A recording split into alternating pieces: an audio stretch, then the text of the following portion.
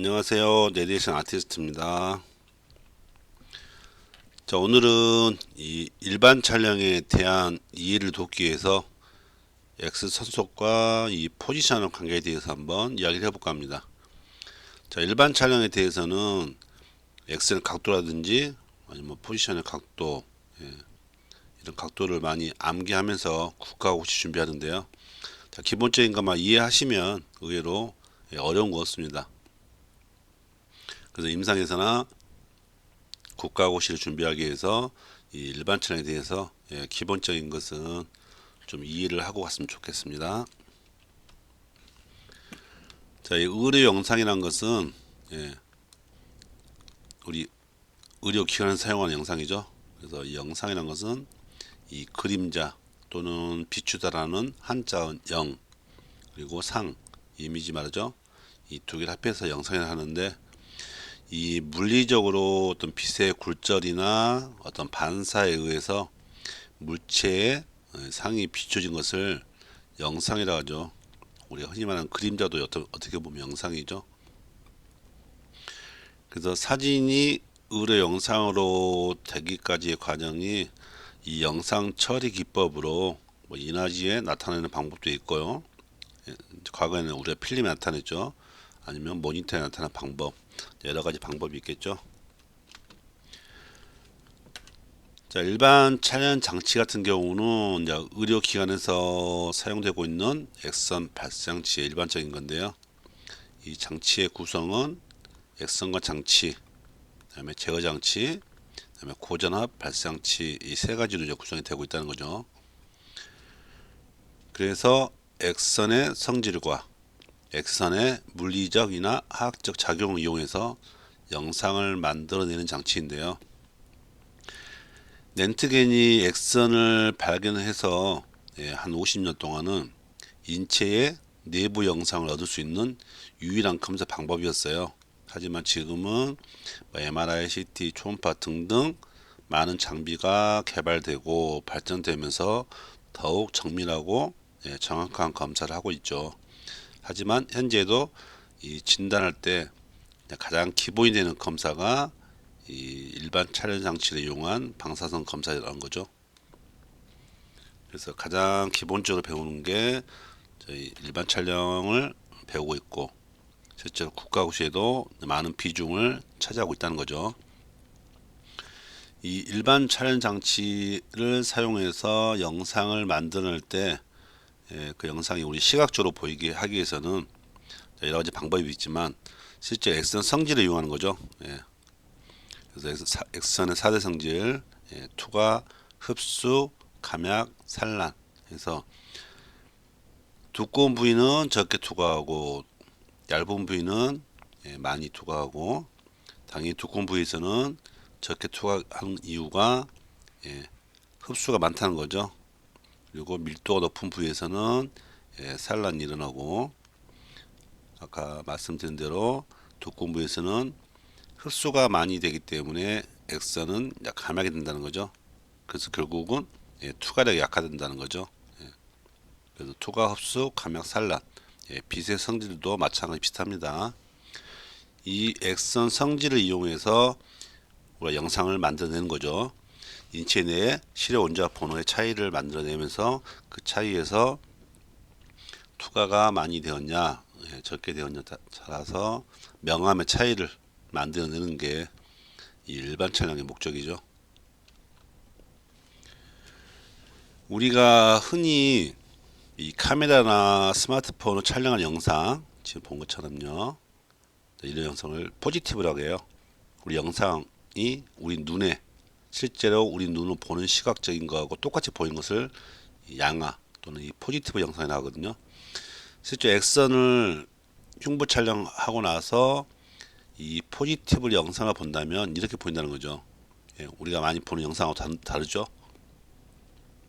하지만 네거티브 영상은 이 과거 필름의 영상이죠. 필름에서 현상을 하면 필름 영상이 나오고 그 필름을 가지고 인화 작업을 하면 이 포지티브 영상이 나온다는 거죠. 그래서 실제 우리가 사용하는 영상은 이렇게 네거티브 영상을 보고 있다는 거죠. 시각적으로 본다면 이렇게 보이겠죠. 그래서 체스트 P의 영상처럼 X선의 영상은 네거티브 영상이라는 거 알고 계시면 좋을 것 같습니다. 자, 영상을 표현한 방법은 크게 6가지로 구분할 수 있습니다. 어떻게 영상을 표현할 것인지, 그래서 X선에 의한 영상의 형태라든지 선속의 방향에 따라서, 또는 방향과 피사체에 따라서, 그리고 X선속의 방향, 축방향이냐 접선방향 촬영이냐, 이런 부분에 대해서 한번 6가지 대해서 한번 간략하게 알아보도록 하겠습니다. 자, X선에 의한 영상의 형태는 이렇게 그림자 노래하고 같다고 보시면 됩니다. 우리 흔히 이렇게 뒤에서 태양이 비추면 이런 그림자가 만들어지죠. 예. 자, 이런 그림자처럼 우리가 어떤 전구에 의해서 또는 빛에 의해서 이렇게 그림자 놀이하는 경우도 있죠. 예. 모양은 손이지만 실제 그림자 영상은 이렇게 토끼처럼 보이는, 또는 뭐 독수리처럼 보이는 경우도 있죠. 이렇게 그림자를 만들어내는 거. 실제 우리가 눈으로 보는 X선의 영상은 이 그림자라는 거죠. 이렇게 빛이 비쳤을 때 그림자로 나타나는 영상이 우리 X선의 영상이라는 거죠. 그래서 실제로 이런 모습의 X선을 조사했을 때 당연히 똑같은 실물 사이즈는 안 나오겠죠. 확대가 되겠죠. 그래서 이 튜브와 이 피사체의 거리를 멀면 멀게 할수록 확대율은 줄어드는 거고, 반대로 가깝게 하면 확대가 된다는 거죠. 반대로 이 피사체와 이 디텍터의 거리를 멀리 하면 확대가 되고, 좁게 하면 확대가 덜 된다는 거죠. 그래서 우리가 SSD, 뭐 SOD 이렇게 배우셨죠?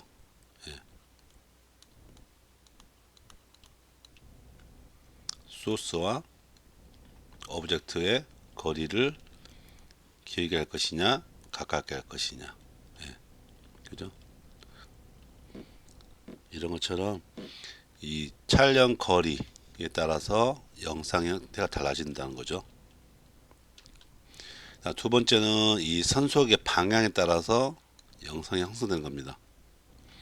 이게 수직 입사한 영상은 실제 그 비슷한 영상이 나타나지만, 이렇게 각도를 주고 촬영한 영상은 전혀 다른 영상으로 나타날 수 있다는 거죠.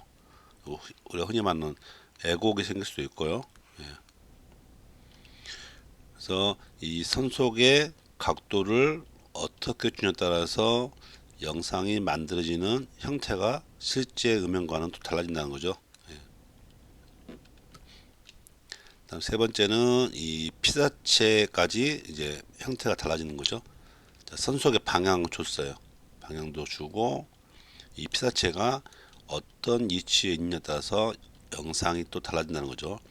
자, 이렇게 선속을 줬는데 피사체는 이렇게 생겼지만 여기 붙어 있다는 거죠. 하지만 이것은 이제 분리돼 보인다는 거죠. 이렇게. 그래서 뒤에 부분 나오지만 뭐 엑시알, 탄젠셜 이야기를 하는 거죠. 자, 이 부분에서도 두 개의 부위가 있음에도 불구하고 이 선속의 방향에 따라서 이 디텍터에서 멀리 있는 쪽은 훨씬 멀리 확대되기 때문에 이 공간이 훨씬 넓게 보인다는 거죠. 이런 원리들을 이용해서 검사하는 목적이 각각 다르다는 거죠. 자, 이렇게 하는 방법 중에서 선속의 방향을 머리 쪽이나 발 쪽으로 주는데 촬영 명칭이 바뀌죠. AP 엑시얼 프로젝션 또는 AP 탄젠셜 프로젝션. AP는 한자의 앞과 뒤를 말하는 거죠. 하지만 축방향은 어떻게 입사 각도를 정했는데 그걸 축이냐 접선이냐로 구분해야 되는데, 자, 쉽게 구분하자면 이 두 개의 물체 또는 세 개의 물체가 이렇게 있어요. 그래서 선속을 이렇게 주었을 때 이 각각 분리돼 보이지만 반대로 이렇게 입사를 하게 된다면 다 겹쳐 보이겠죠. 그래서 각각 분리시켜 보이게 해서 이런 식으로 갖다 주는 거죠. 그러면 각각의 세 개가 또 분리해서 보이게끔 나타나야 되는데, 문제는 자, 이 세 가지 중에서 어떤 하나만 보겠다. 하나만 분리해서 보겠다. 그게 접선방향 촬영이고요. 세 가지가 다 중요하니까 축을 따라 들어가서 세 가지를 각각 분리해서 보겠다. 전체를 다 보겠다. 그것은 축방향 촬영입니다. XR. 그래서 이거 좀 구분하시면 좋을 것 같아요. 그 영상에서 이건 XR이야 탄젠셜이야 이렇게 외우지 마시고 지금 무엇을 보고자 하는 것인가만 알고 계신다면 XR이냐 탄젠셜인가 구분할 수 있다는 거죠. 그래서 이게 뒤통수 뼈를 관찰할 때 각도로 촬영하죠. 수직 입사를 하게 되면 이렇게 앞 이마뼈가 관찰되겠지만 이렇게 발 쪽으로 30도를 주고 각도를 주게 되면 뒤통수 뼈를 또는 뒷머리 뼈를 관찰할 수 있게 되겠죠. 자, 이렇게 반대로 또 AP에서는 이 파텔라가 이렇게 보이지만 겹쳐 보이기 때문에 좀 분리시켜서 자세히 보고 싶어요. 그러면 이 나머지 부위들은 볼 필요가 없다는 거죠. 단지 파텔라만 보기 위해서 각도를 주고 피사체를 움직여서 촬영하게 되면 이렇게 파텔라가 선명하게 볼 수 있다는 거죠. 다른 조직은 볼 필요 없고 오직 주된 관심사는 이 파텔라라는 거죠. 그래서 이런 경우를 접선 방향 촬영을 한다는 거죠. 그리고 선속을 이제 머리 쪽이냐 발 쪽 주냐에 따라서 인체의 구조나 형태 때문에 전혀 다른 영상이 나오는 거죠. 이렇게 골반 영상에 수직 입사한 경우에는 이런 영상, 골반 영상이 나오겠지만, 자, 머리 쪽이냐 발 쪽이냐에 따라 달라진 거죠. 자, 머리 쪽으로 각도를 줬더니 영상이 이렇게 나온다는 거죠. 또는 발 쪽으로 각도를 주었더니 또 이렇게 영상이 나온다는 거죠. 전혀 다른 영상이 나온다는 거죠. 이렇게. 그래서 이게 전체 영상을 보지만 이 부위에서는 이쪽 부위 영상을 보는 거죠. 하지만 이렇게 발쪽을 준 경우는 이쪽을 좀 자세히 보는 거죠. 이렇게. 그래서 내가 어떤 부위를 좀 자세히 볼 거냐에 따라서 머리 쪽이냐 발 쪽이냐 주는 각도의 방향이 다르다는 거죠. 자, 그리고 마지막으로 이 피사체의 방향에 따른 영상 형성인데요. 자, PA 또는 AP 자세에서 촬영할 때는 이렇게 영상 나오겠지만, 자, 이 측면부를 보고 싶어요. 그럼 X선 각도를 아무리 줘도 안 된다는 거죠. 자, 이럴 때는 이 피사체에 몸을 틀어야겠죠. 틀으니까 이렇게 넓게 갈비뼈의 음영을 볼 수 있다는 거죠. 그래서 영상을 만들 때 이 X선의 각도를 줄 것인지 선속 방향 아니면 이 피사체의 방향을 줄 것인지, 그죠? 아니면 두 번째니까요. 자, 세 번째는 X선의 각도도 주고 피사체의 방향도 틀고 이렇게 할 것인지를 고민하시게 되겠죠. 그래서 X선 각도만 이용할 것인지 피사체 방향만 틀 것인지 아니면 두 가지 다 이용해서 검사할 건지, 그에 따라서 촬영 명칭과 촬영 방법이 정해지겠죠. 자, 이렇게 오늘은 X선 각도와 아니면 방향 그리고 피사체의 포지션의 방향에 대해서 알아보았습니다.